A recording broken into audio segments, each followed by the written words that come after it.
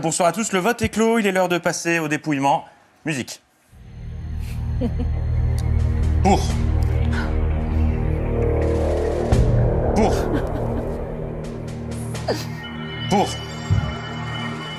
J'ai faim, vite. Ah, ça c'est Patrick celui-ci. Eh bien, ça tombe bien, les décrets écoute, donc le dîner est adopté clairement. Pour l'adoption, 278. La majorité requise n'étant pas atteinte, la motion de censure n'est pas adoptée. À 9 voix près, le gouvernement évite le coup près et déjà ses opposants de la NUPES affichent leur intention avec ces pancartes RIP, référendum d'initiative partagée, manière de dire que faute de motion de censure, ils utiliseront tous les recours pour bloquer la réforme. À 15h, vous pourrez suivre notre édition spéciale consacrée aux motions de censure déposées à l'Assemblée nationale. Aujourd'hui, en France, des millions de personnes âgées sont restées en état de choc. Des hommes et des femmes abasourdis à l'annonce de cette catastrophe qui a chamboulé leur quotidien. Jamais ils ne sauront à combien a été estimé le guéridon de Jean-Louis. Aujourd'hui, à cause d'Elisabeth Borne, France 2 a déprogrammé Affaire conclue, chienne de vie. 49,3 000 abonnés. Hier, en fin de journée, le compte Instagram d'Elisabeth Borne affichait ce nombre symbolique de followers. Il ne s'agit pas d'une coïncidence, mais d'une blague d'un internaute qui a déboursé quelques euros pour acheter des abonnés à la Première ministre. La nouvelle se répand et beaucoup immortalisent le canular. Une bonne idée, car dans la soirée, l'équipe de communication d'Elisabeth Borne supprime ses nouveaux followers pour effacer la référence à l'article 49.3. Le 49.3, c'est qu'une goutte, c'est le goutte d'eau qui fait déborder le vase quelque part. C'est-à-dire qu'à un moment donné, tu n'écoutes pas et les gens montent.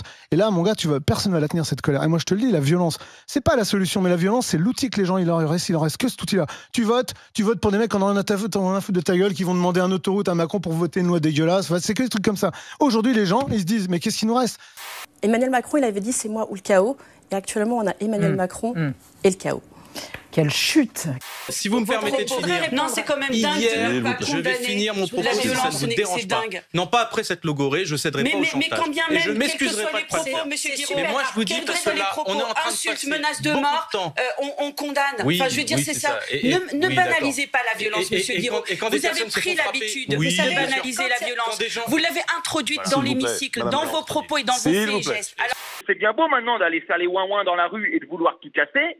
Quand on a eu l'occasion de voter, les trois quarts, ils avaient voté François Hollande à l'époque. Ils ont vu ce que ça a donné. Ils nous ont mis Macron.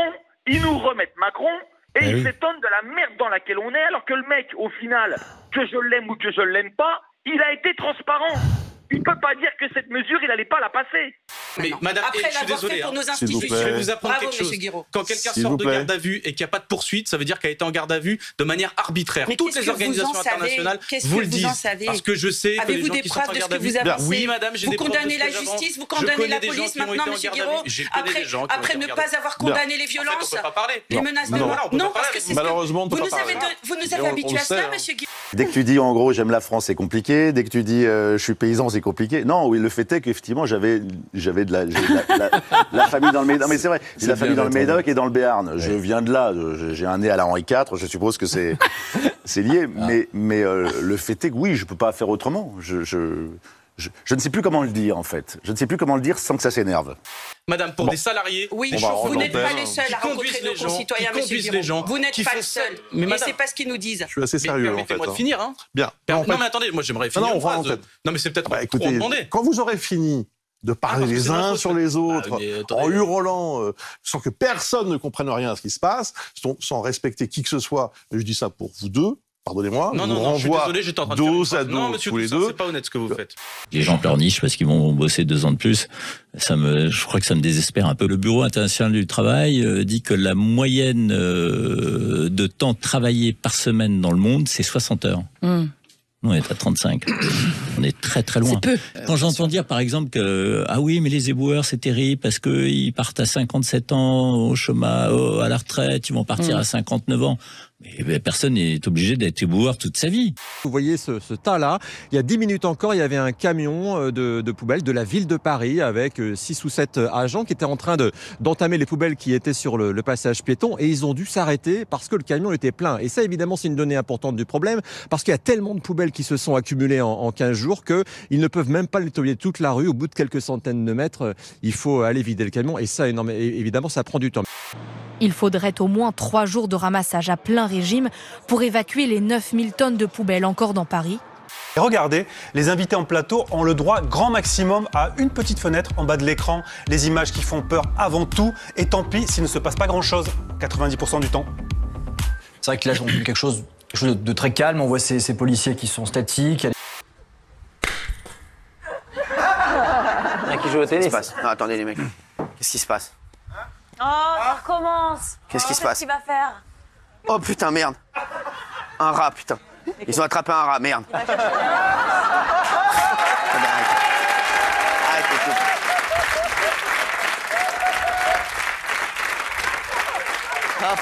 Du côté de CNews, les invités en plateau avaient droit à 1/6 de l'écran et on a adoré comment le bandeau s'est emballé en quelques minutes. De faut-il craindre une nouvelle soirée de violence, puis la France au bord de l'implosion?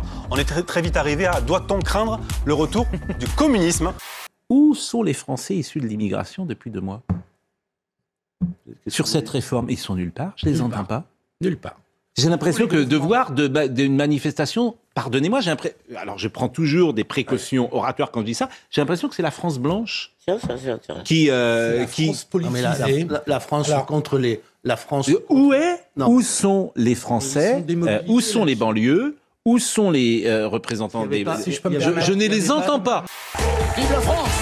Ah bah oui, j'ai compris. Oui, évidemment, vive la France, vive la République, mais vive la langue française, puisque c'est la semaine de la francophonie. Et à chaque fois, je dis, j'aime la France, ou c'est récupéré par un parti politique, ou t'es suspect, ou alors il faut avoir un maillot de foot pour le dire, en fait. Quand tu dis, j'aime la France et j'ai un maillot de foot, il n'y a aucun problème. Les drapeaux se dressent. Ouais. Dès que tu sors du stade, il n'y a plus de drapeau et t'es suspect, et donc bon. Ça va être la folie, gros match, grosse supportatrice là, moi là. Supportrice. Ah, pardon. Voilà. Supportrice.